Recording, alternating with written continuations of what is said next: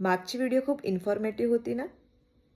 त्यात एक पॉईंट अजून ॲड करायचं आहे, तो म्हणजे हायड्रेशनचा.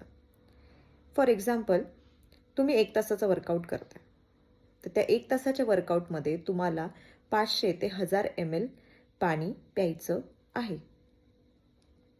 म्हणजे अर्धा ते 1 लिटर पाणी.